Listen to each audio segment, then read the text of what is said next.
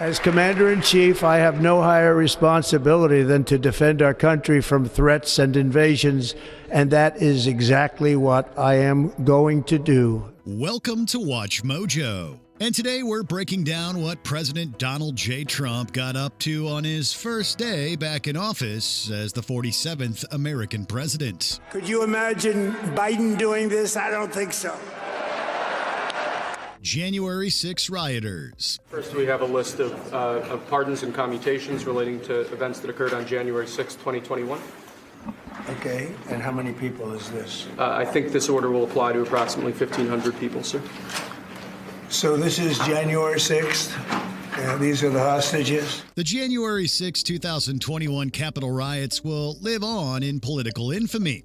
As soon as it became clear that Joe Biden had emerged victorious in the 2020 election, President Trump called on his supporters to storm the Capitol in violent protest. When the dust settled, over 1,500 people found themselves charged with federal crimes, like disorderly conduct and unlawful entry.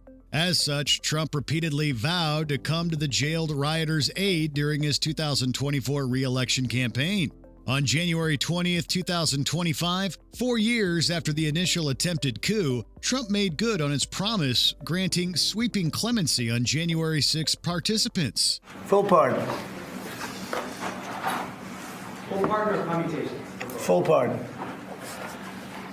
We have about 6 commutations in there where we're doing further research. These included Enrique Tarrio, former national chairman of the neo-fascist Proud Boys organization, and Stuart Rhodes, founder of the far-right militia group, the Oath Keepers.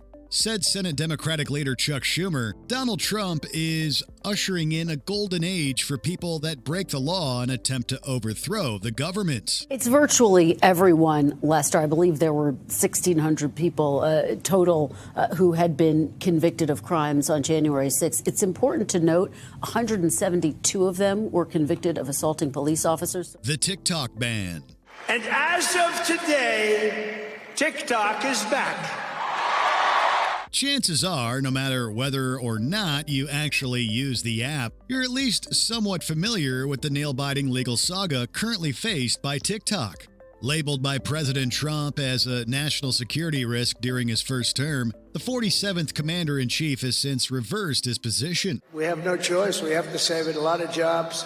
We don't want to give our business to China. We don't want to give our business to other people. Former President Biden followed in Trump's initial footsteps, signing into law acts that first banned the app on government devices, then called for TikTok to be banned entirely unless sold by its parent company to an American firm. He is going to say is okay is that ByteDance, the parent company, owns 50% of it, remains involved, and then some type of American owner gets involved, whether that's a company, whether that's an individual. Let me walk you through some of the names that have been thrown around. Elon Musk is something that has been floated. When Biden's January 19th deadline wasn't met by ByteDance, the Chinese corporation that owns TikTok, users panicked as the app went dark. Thankfully for TikTokers, Trump signed an executive order on his first day back in office, granting the app's owners a 75-day extension to reach a mutually beneficial business decision. Trump has also claimed that the U.S. government will, at least for the moment, decline to enforce Biden's previous legislation regarding use of TikTok on American soil. If you do approve, they're worth like $1 trillion. They're worth some crazy number. So I said, I'll approve, but let the United States of America own 50% of TikTok. I'm approving on behalf of the United States. So they'll have a partner, the United States, and they'll have a lot of bidders, and the United States will do what we call a joint venture. Undoing the Biden years. Don't be fooled by Biden and Trump's civility at the latter's inauguration ceremony, or by Trump's apparent friendliness with mortal enemy Barack Obama at Jimmy Carter's funeral. The new president has made it abundantly clear that his administration will stand for the exact opposite of whatever it is Biden and Obama stood for. 4 years ago, Barack Obama had told you that the top threat to the country was going to be North Korea. Did Joe Biden tell you what he thinks the top threat to the country is right now? No. I think we have a lot of them. Right now, I think we have a lot. I think North Korea turned out to be good. I was very friendly with him. He liked me. I liked him. To that end, among the literal dozens of executive orders Trump signed on January 20th, almost 80 of them were specifically dedicated to reversing Biden-era policies. We'll get into the specifics in a bit, but just to give you an example, Trump followed up on his 2023 pledge to reissue a first-term executive order that would restore the president's authority to remove rogue bureaucrats. I was surprised that President Biden would go and pardon his whole family, because that makes him look very guilty. I could have pardoned my family. I could have pardoned myself, my family. And I said, if I do that, it's going to make me look very guilty. I don't think I'd be sitting here, frankly. According to Axios' Avery Lotz, the executive order reestablishes a new Schedule F employment category for federal employees, increasing the president's power to oust civil servants who historically were shielded during changing administrations. The first item that President Trump is signing is the rescission of 78 Biden-era executive actions, executive orders, presidential memoranda, and others.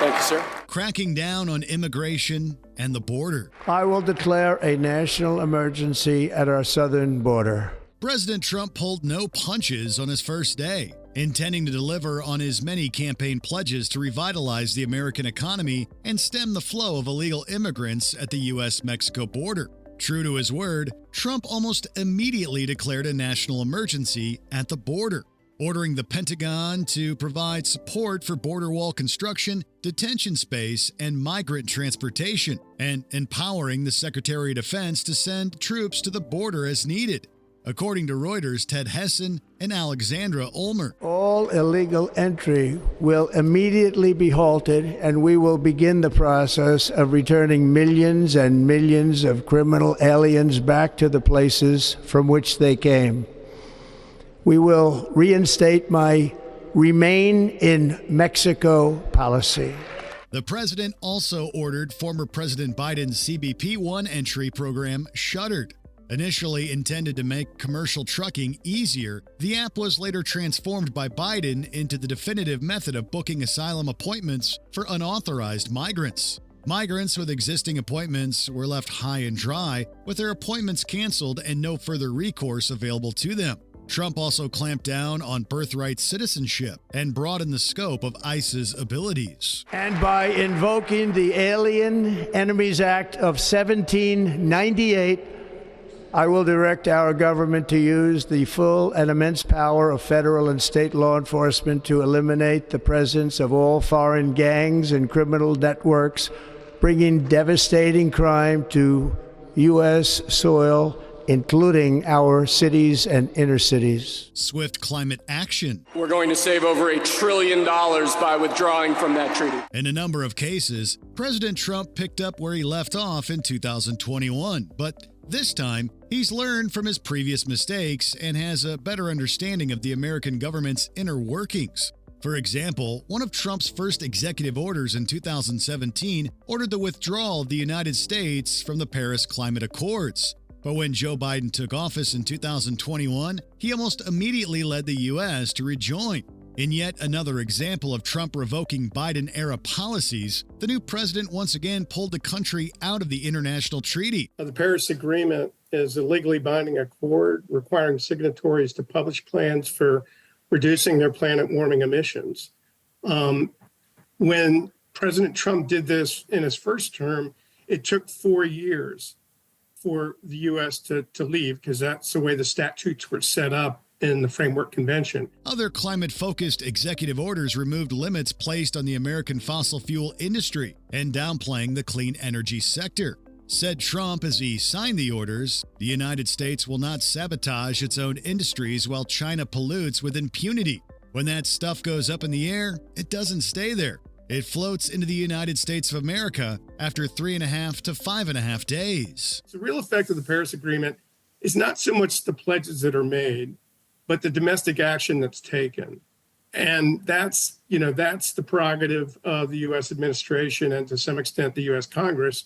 And that is certainly going to fall off as a result of this decision. Before we continue, be sure to subscribe to our channel and ring the bell to get notified about our latest videos. You have the option to be notified for occasional videos or all of them. If you're on your phone, make sure you go into your settings and switch on notifications. Gender identity and DEI. This week, I will also end the government policy of trying to socially engineer race and gender into every aspect of public and private life. The ongoing culture war and wokeism represent arguably some of the most crucial issues that President Trump campaigned on. Early into his second term, Trump proved that he wasn't kidding around, signing into effect executive orders that aimed at preventing discrimination based on gender identity or sexual orientation, according to the BBC. We will forge a society that is colorblind and merit-based. During his inaugural address, Trump stated unequivocally that, as of today, it will henceforth be the official policy of the United States government that there are only two genders, male and female.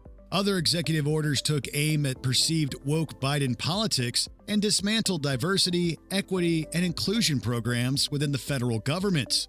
Trump also signed an executive order which would see the U.S. withdrawing from the World Health Organization, increasing speculation that his administration would break with their recommendations regarding transgender rights. It is such an erroneous misuse given the type of people that he has nominated who actually are not merit-based appointees. You cannot claim to unite the country while enacting policies designed to erase an entire community. Which of President Trump's first day executive orders surprised you the most? Be sure to let us know in the comments. Ooh, look at that. It says TikTok. My, what is that all about?